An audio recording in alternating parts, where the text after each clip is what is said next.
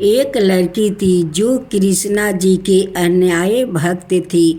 बचपन से ही कृष्णा भगवान का भजन करती थी, भक्ति करती थी। भक्ति करते करते बड़ी हो गई। भगवान की कृपा से उसका विवाह भी श्री धाम वृंदावन में किसी अच्छे घर में हो गया। विवाह होकर पहली बार वृंदावन गई, पर नई दुल्हन होने से कहीं जा नहीं सकती और महके चली गई। और वह दिन भी आ गया जब उसका पति उसे लेने उसके महके आया। अपने पति के साथ फिर वृंदावन पहुंच गई। पहुंचते पहुंचते उसे शाम हो गई।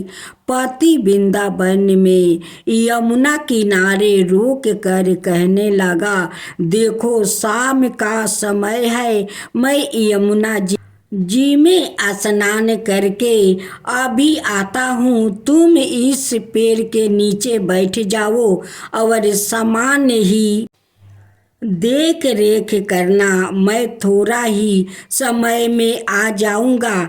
यही सामने ही हूँ, कुछ लगे तो मुझे आवाज दे देना। इतना कहकर पति चला गया और वो लड़की बैठ गई। अब एक हाथ लंबा घूंघटा निकाल राखी है, क्योंकि गांव है, ससुराल है, और वही बैठ गई। मन ही मन विचार करने लगी कि देखो ठाकुर जी की कितनी कृपा है। उन्हें मैंने बचपन से भजन और उनकी कृपा से मेरा विवाह भी श्री धाम वृंदावन में हो गया। मैं इतने वर्षों से ठाकुर जी को मानती हूँ, परंतु अब तक उसे कोई रिश्ता नहीं जोड़ा। फिर सोचती है ठाकुर जी की उम्र क्या होगी, लगभग 16 बरस के होंगे। मेरे पति 20 बरस के हैं, उनसे थोड़ा से छोटा है, इसलिए मेरे पति के छोटे भाई की तरह हुआ और मेरे देवर की तरह। तो आज से ठाकुर जी मेरे देवर हुए। अब तो ठाकुर जी से नए संबंध जोड़ कर बड़ी पसंद हुई और मन ही मन ठाकुर जी से कहने लगी, देखो ठाकुर जी, आज से मैं तुम्हारी भाभी हूँ और तुम मेरे देवर हो गए हो।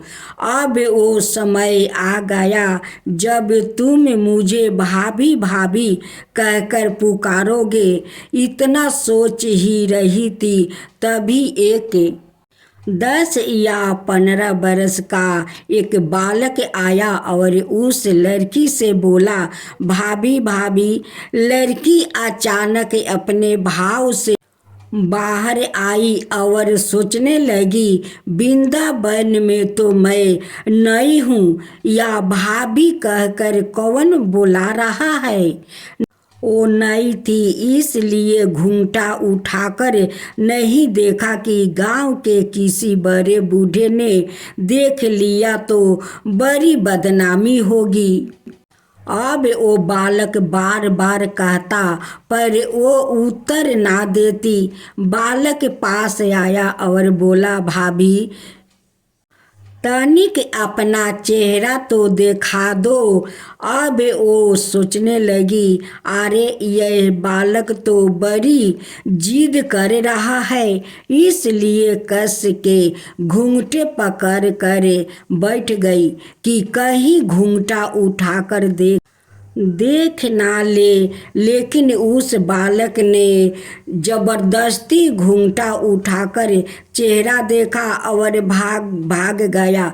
थोड़ी देर में उसका पति आ गया। उसने सारी बात अपने पति से कही। पति ने कहा, तुमने मुझे आवाज क्यों नहीं दी। लड़की बोली, वो तो इतने में भाग ही गया था। पति बोला, चिंता मत करो, वृंदावन में बहुत बड़ा थोड़े ही है, कभी किसी गली में मिल जाएगा तो हड्डी पसली एक कर दूंगा, फिर कभी ऐसा नहीं कर सकेगा। तुम्हें जहाँ भी देखो मुझे जरूर बताना। फिर दोनों घर गया। कुछ दिन बाद उसकी सास ने अपने बेटे से कहा, बेटा देख तेरा विवाह हो गया है, बहू महके से भी आ गई है, पर तुम दोनों अभी तक बाके बिहारी जी के दर्शन के लिए नहीं गया। कल जाकर बहू को दर्शन करा कर लाना। अब अगले दिन दोनों पति पत्नी ठाकुर जी के दर्शन के लिए मंदिर जाते हैं। मंदिर में बहुत भीड़ थी। लड़का कहने लगा, देखो तुम स्त्रियों के साथ आगे जाकर दर्शन करो, मैं भी आता हूँ। अब वो आगे गई पर घूंघटा नहीं उठाती।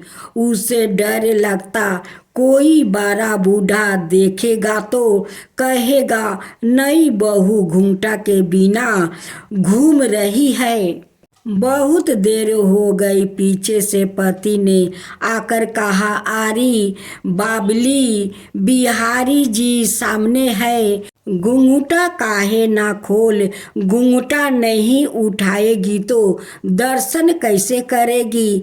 अब उसने अपना घूंघटा उठाया और जो बाके बिहारी जी की और देखा तो बाके बिहारी जी की जगह वही बालक के मुस्कुराता हुआ देखा तो एकदम से चिल्लाने लगी, सुनिए जल्दी आओ, जल्दी आओ।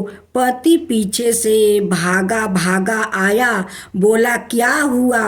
लड़की बोली, उस दिन जो मुझे भाभी भाभी कहकर भागा था वो लड़का मिल गया है। पति ने कहा, कहाँ है, अभी उसे देखता हूँ। तो ठाकुर जी की और इशारा करके बोली, ये है रहा, आपके सामने ही तो है। उसके पति ने जो देखा तो अबाक रह गया और बोला, तू धन्य हो, वास्तव में तुम्हारे हृदय में सच्चा भाव ठाकुर जी के प्रति है। मैं इतने बरस से वृंदावन में हूँ, मुझे आज तक उनके दर्शन नहीं हुआ और तेरा भाव इतना अच्छा है कि बिहारी जी के तुझे दर्शन हुआ।